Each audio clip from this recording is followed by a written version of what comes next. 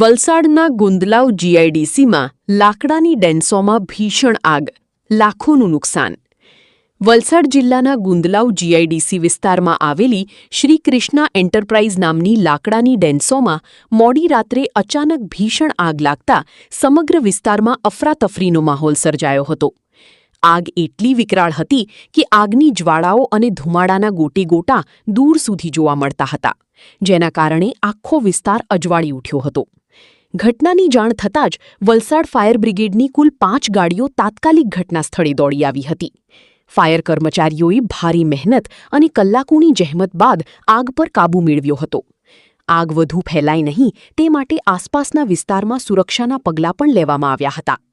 આ ઘટનાની જાણ થતાં વલસાડ રૂરલ પોલીસની 2 ગાડીઓ પણ સ્થળ પર પહોંચી હતી અને સમગ્ર પરિસ્થિતિનો તાગ મેળવી તપાસ હાથ ધરી હતી.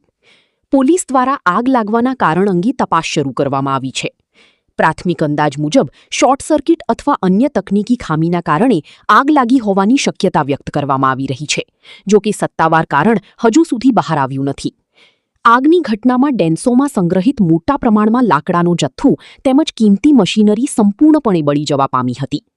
આગના કારણે માલિકને લાખો રૂપિયાનું ભારે આર્થિક નુકસાન થયું હોવાનું સામે આવ્યું છે.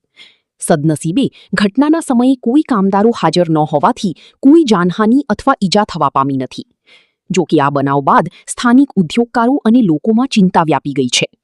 આ ઘટનાને પગલે તંત્ર સામે પણ સવાલો ઊભા થયા છે.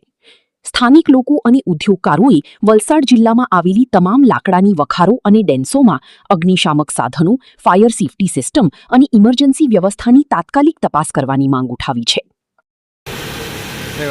માણસ હતો નથી